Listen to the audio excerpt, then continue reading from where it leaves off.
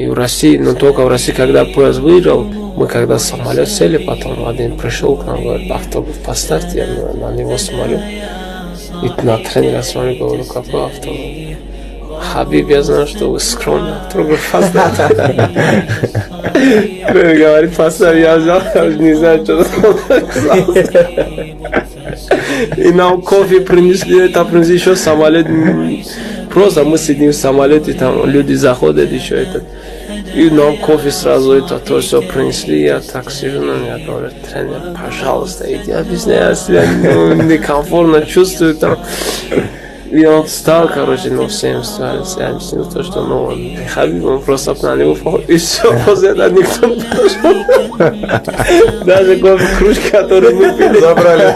Не пришли, чтобы забрать. 4 часа так летели.